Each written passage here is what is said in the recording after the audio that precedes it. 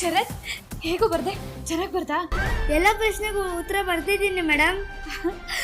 Sir ನಾನು ಹೇಳಿಲ್ವಾ, ಅವನೆಲ್ಲ ಓದ್ಕೊಂಡಿದ್ದಾನೆ, ಎಲ್ಲ ನೆನಪಿಂದ ಸರಿಯಾಗಿ ಬರ್ದಿರ್ತಾನೆ. ಚೆನ್ನಾಗಿ ಬರ್ದಿರ್ತೀಯ ಕಣೋ ನೀನು, ಧೈರ್ಯವಾಗಿರು. Very cool. ನಾವು ನೆಕ್ಸ್ಟ್ ಪ್ರೊಸೀಜರ್ಸ್ ನೋಡಬೇಕು, ಅವನ ಆನ್ಸರ್ಸ್ ಎಲ್ಲ ಚೆಕ್ ಮಾಡಬೇಕಲ್ವಾ. ಬನ್ನಿ ಬನ್ನಿ ಬನ್ನಿ. ಜಿಲ್ಲೆ ಇರೋ, ಬರ್ತೀನಿ. ಇಡಿಯಟ್ಸ್, ಒಂದು ಸಣ್ಣ ಕೆಲಸ ಮಾಡೋಕ್ಕಾಗಿಲ್ಲ ನಿಮ್ಮ ಕೈಲಿ. ಅಷ್ಟು ಟಫ್ ಕ್ವಶನ್ಸ್ ಕೊಡಿ ಅಂತ ಹೇಳಿದ್ದೀನಿ. ಸಿಂಚನಾ,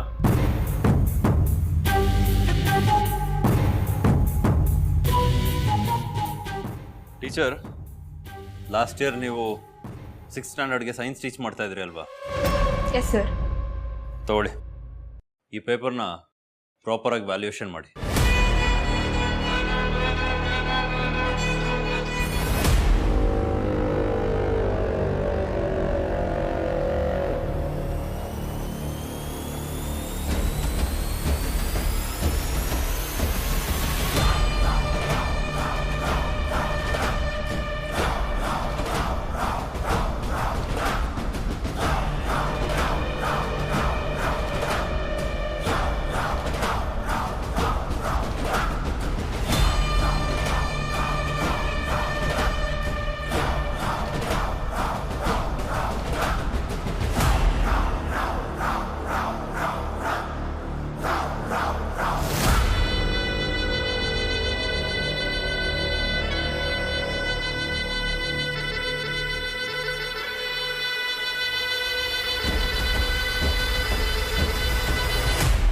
ಸರ್, ಎಲ್ಲ ಆನ್ಸರ್ಸು ಕರೆಕ್ಟ್ ಆಗಿದೆ ಸರ್.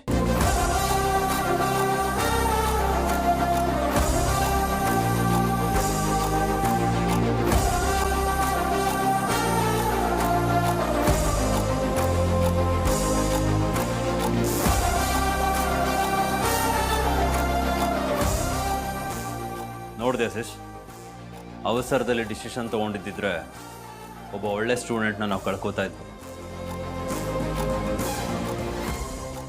ಜೊತೆಗೆ ಅವ್ನು ತಪ್ಪಿಲ್ಲದೆ ನಾವು ಕೊಟ್ಟು ಪನಿಷ್ಮೆಂಟ್ಗೆ ನೊಂದ್ಕೊಂಡು ಏನಾದರೂ ಹೆಚ್ಚು ಕಮ್ಮಿ ಆಗಿದ್ದಿದ್ರೆ ಏನು ಗತಿ? ಅದು ನಮ್ಮ ಲೈಫ್ ಲಾಂಗ್ ಗಿಲ್ಟ್ ಕಾಡ್ತಿತ್ತಲ್ವ ಸಿಸ್. ನಾವು ನಡೆಸ್ತಾ ಇರೋದು ಎಜುಕೇಷನಲ್ ಇನ್ಸ್ಟಿಟ್ಯೂಟ್ನ, ನಮ್ಮ ರೆಸ್ಪಾನ್ಸಿಬಿಲಿಟಿ ದೊಡ್ಡದಾಗಿರುತ್ತಲ್ವ. ಅದನ್ನು ನಾವು ಸರಿಯಾಗಿ ನಡೆಸಲಿಲ್ಲ ಅಂತಂದರೆ ಇಂಥ ಟ್ಯಾಲೆಂಟೆಡ್ ಸ್ಟೂಡೆಂಟ್ಸ್ಗೆ ಅನ್ಯಾಯ ಆಗಲ್ವಾ? ಆ್ಯಂಡ್ ಆಲ್ಸೋ ಈ ಕ್ರೆಡಿಟ್ನ ನಾನು ಕಾವೇರಿ ಟೀಚರಿಗೆ ಕೊಡ್ತೀನಿ.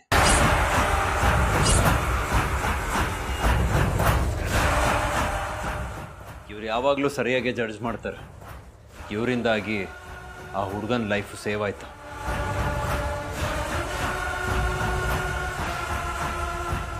Very good Kaveri, keep it up. ಮನಸ್ಸು ಶುಭ್ರ ಹಾಳೆಯು ಇವಳ ಲೋಕ ಶಾಲೆಯು ಅಮ್ಮನಂತೆ ಪ್ರೀತಿಸೋ ಒಲವಿನ ಶಿಕ್ಷಕಿ, ಒಳ್ಳೆ ರೀತಿ ನೀತಿಯ ಕಲಿಸುವ ನಾಯಕಿ, ಸೀದಾ ಸಾದಾ ಈ ನಮ್ಮೂರ ಕನ್ಯಾಮಣಿ ಕಾವೇರಿ ಕನ್ನಡ ಮೀಡಿಯಂ.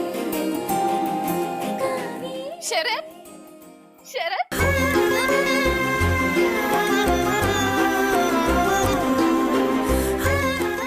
ಶರತ್, ಸಾಧಿಸ್ಬಿಟ್ಟೆ ಕಣೋ, ನೀನ್ ಗೆದ್ಬಿಟ್ಟೆ. ನನಗೆ ಎಷ್ಟು ಖುಷಿ ಆಗ್ತಿದೆ ಅಂದ್ರೆ ಏನ್ ಮಾತಾಡ್ಬೇಕಂತಾನೆ ಗೊತ್ತಾಗ್ತಿಲ್ಲ. ಮೊದಲು ಭಯ ಆಯಿತು ಮೇಡಮ್, ಆಮೇಲೆ ನೀವು ನನಗೋಸ್ಕರ ಪಟ್ಟ ಕಷ್ಟ ಎಲ್ಲ ನೆನಪಾಯಿತು. ನಾನು ಎಕ್ಸಾಮ್ ಬರೀಲೇಬೇಕು ಅಂತ ಬರ್ದೆ ಮೇಡಮ್. ಇದ್ರಲ್ಲಿ ಗೆಲ್ಲೇಬೇಕು ಅಂತ ಆತ್ಮವಿಶ್ವಾಸ ಬಂತು ಮೇಡಮ್. ನಿಮಗೆ ನಾನು ಥ್ಯಾಂಕ್ಸ್ ಹೇಳಬೇಕು ಮೇಡಮ್. ಅದೆಲ್ಲ ಹೇಳ್ಬಾರ್ದು ಕಣೋ ನೀನು. ಮೇಡಮ್, ನಾನು ಮನೆಗೆ ಹೋಗಿ ಇವಾಗಲೇ ಅಮ್ಮನ ವಿಷಯ ಹೇಳ್ತೀನಿ. ಅಮ್ಮಂಗೆ ಜ್ವರ ಅಲ್ವಾ, ತುಂಬಾ ಖುಷಿ ಪಟ್ಬಿಡ್ತಾರೆ. ಸರಿ.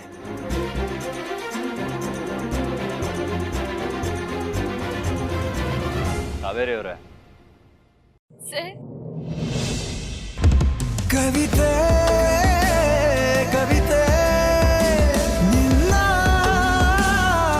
ಅರಿದೆ, ಕವಿತೆ ಕವಿತೆ ನಿನ್ನ ಅರಿದೆ, ಏನು ಹೇಳಲಿ ನಾನು ಹೊಸತರ, ಏನೇ ಇದ್ದರೂ ನಿನ್ನ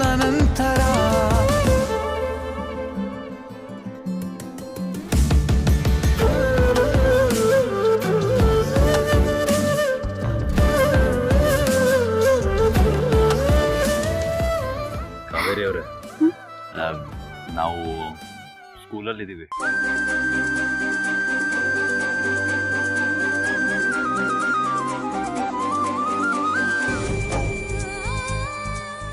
ಸರ್, ನೀವು ಇಲ್ಲದೆ ಇದ್ದಿದ್ರೆ ಶರತ್ 1 ವರ್ಷದ ಭವಿಷ್ಯ ಹಾಳಾಗೋಗ್ತಿತ್ತು. ನಿಮಗೆ ದೊಡ್ಡ ಧನ್ಯವಾದ ಸರ್. ಇದೆಲ್ಲ ಯಾಕೆ ಆಗೋರು ಟೀಚರ್? ನಮ್ಮ ಮಧ್ಯದಲ್ಲಿ ಯಾಕೆ ಫಾರ್ಮಾಲಿಟೀಸ್ ಅಲ್ಲ? ನೀವೇನು ಅಂತ ಅರ್ಥ ಆಗಿದ್ದ ದಿನದಿಂದನೇ ನಾನು ಡಿಸೈಡ್ ಮಾಡಾಗಿದೆ. ನಿಮ್ಗೇನೇ ತೊಂದರೆ ಆದರೂ ನಾನು ನಿಮ್ಮ ಬೆನ್ನ ಹಿಂದೆ ಇರ್ತೀನಿ. ಈ ಅಗಸ್ತ್ಯ ಯಾವತ್ತಿದ್ರು ನ್ಯಾಯದ ಪರ. ಜಗವು ನೀನು, ಜೀವ ನೀನು, ದೈವ ಕೊಟ್ಟ ವರವು ನೀನು, ಬದುಕು ಪೂರ್ತಿ ದಿನ ಇರೋ ಜೊತೆಗೆ. ಯಾಕೆ ಇಷ್ಟೊಂದು ಯೋಚನೆ ಮಾಡ್ತಾ ನಿಂತಿದ್ದೀರಾ ಆಶಿಕಾ ಟೀಚರ್? ನನ್ನ ಪ್ಲಾನ್ ಸರಿಯಾಗಿ ವರ್ಕ್ ಆಗ್ತಿತ್ತು. ಅಷ್ಟ್ರಲ್ಲಿ ಅಗಸ್ತ್ಯ ಸರ್ ಬಂದು ಆ ಕಾವೇರಿನ ಕಾಪಾಡ್ಬಿಟ್ರು. ಛೇ, ವಾಟ್? ಇದೆಲ್ಲ ನಿಮ್ ಪ್ಲಾನ್ ಆಶಿಕಾ ಟೀಚರ್? ನನಗೂ ಹೇಳೇ ಇಲ್ವಲ್ಲ ನೀವು? ಎಸ್, ಹೇಗಾದ್ರೂ ಮಾಡಿ ಆ ಕಾವೇರಿನ ಓಡಿಸ್ಬೇಕು ಅಂತ ನಾನೇ ಅನಿಕಾ ಮ್ಯಾಮ್ ಹತ್ರ ಹೋಗಿ ಕಾವೇರಿ ಸರಿಯಾಗಿ ಇನ್ವಿಜಿಲೇಷನ್ ಮಾಡ್ತಿಲ್ಲ, ಶರತ್ ಮತ್ತೆ ಅಗಸ್ತ್ಯಗೆ ಸಪೋರ್ಟ್ ಮಾಡ್ತಿದ್ದಾರೆ ಅಂತ ಹೇಳಿದೆ. ಅದಕ್ಕೆ ಅವ್ರನ್ನ ಬೇರೆ ಕ್ಲಾಸಿಗೆ ಕಳಿಸಿ ನನ್ನನ್ನ ಆ ಕ್ಲಾಸಿಗೆ ಕಳ್ಸಿದ್ರು. ಸೊ ನನ್ನ ಕೆಲಸ ಈಸಿ ಆಯ್ತು. ಮೈ ಗಾಡ್! ಆಮೇಲೆ ಅದನ್ನೆಲ್ಲ ಹೇಗೆ ಎಕ್ಸಿಕ್ಯೂಟ್ ಮಾಡಿದ್ರಿ ನೀವು ಟೀಚರ್?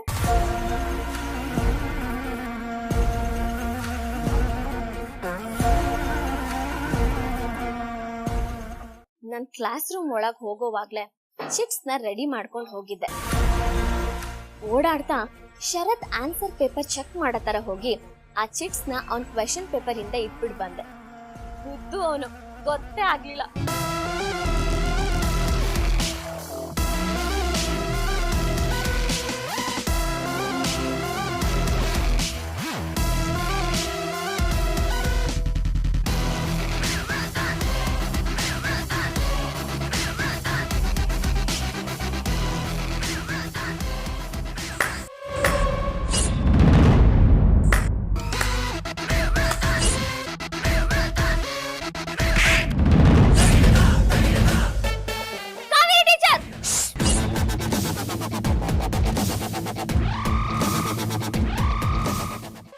ಸಾಕು, ಎಲ್ಲದಕ್ಕೂ ಒಂದು ಮಿತಿ ಅನ್ನೋದಿರುತ್ತೆ. ಇವತ್ತು ಆ ಎಲ್ಲ ಮಿತಿನೂ ಮೀರಿದ್ದೀರಾ ನೀವು.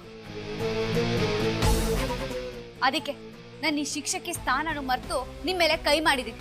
ಅವತ್ತು ಇಳಿಸಿದ್ದೇ ಕೈಯಿಂದ ಇವತ್ತು ನೀವೇ ಹೊಡ್ತಾ ತಿನ್ನೋ ಹಾಗೆ ಮಾಡ್ಕೊಂಡಿದ್ದೀರಾ. ಇದೆಲ್ಲ ಅಗಸ್ತ್ಯ ಸರಿ ಗೊತ್ತಾದ್ರೆ ಏನಾಗುತ್ತೆ ಅಂತ ಯೋಚನೆ ಮಾಡಿದ್ದೀರಾ? ಒಬ್ಬ ಶಿಕ್ಷಕಿಯಾಗಿ ನಿಮ್ ಕರ್ತವ್ಯ ಏನು, ಜವಾಬ್ದಾರಿಗಳು ಏನು ಅನ್ನೋದನ್ನ ಮೊದಲು ತಿಳ್ಕೊಳ್ಳಿ. ಅಲ್ಲ, ನನ್ ಮೇಲಿರೋ ಕೋಪಕ್ಕೆ ಆ ಹುಡ್ಗನ್ 1 ವರ್ಷದ ಭವಿಷ್ಯ ಹಾಳು ಮಾಡ್ತಿದ್ದೀರಲ್ಲ. ಛೀ, ನಿಮ್ದೆಷ್ಟು ಕೆಟ್ಟ ಮನಸ್ಥಿತಿ ಇದೆ ಅಂತ ನನ್ಗೆ ಇವಾಗ ಗೊತ್ತಾಗ್ತಾ ಇದೆ. ಇವತ್ತು ಹೇಳ್ತಿದ್ದೀನಿ ಕೇಳಿ, ನೀವ್ ಈ ಗುರು ಸ್ಥಾನದಲ್ಲಿ ಇರೋದಕ್ಕೆ ಖಂಡಿತ ಲಾಯಕ್ಕಿಲ್ಲ. ನಿಮ್ಗೆ ನಿಮ್ ಕೆಲ್ಸದ ಬಗ್ಗೆ ಗೌರವ ಇಲ್ಲದೆ ಇರೋದೆ ಇದಕ್ಕೆಲ್ಲ ಕಾರಣ. ಗುರು ಅಂದ್ರೆ ನಮ್ಮ ಅರಿವನ್ನ ಇನ್ನೊಬ್ರಿಗೆ ಹೇಳೋದು, ಮಕ್ಕಳಲ್ಲಿರೋ ಅರಿವಿನ ಜ್ಯೋತಿನ ಹಚ್ಚಿಸೋ. ನಿಮ್ಮಿಂದ ಈ ಸ್ಥಾನಕ್ಕೆ ನ್ಯಾಯ ಕೊಡೋದಕ್ಕಾಗ್ತಿಲ್ಲ ಟೀಚರ್. ಇನ್ಮೇಲಾದ್ರೂ ನಿಮ್ ಒಳಗಿರೋ ಅರಿವಿನ ಜ್ಯೋತಿನ ಹಚ್ಚೋದಕ್ಕೆ ಪ್ರಯತ್ನ ಪಡಿ.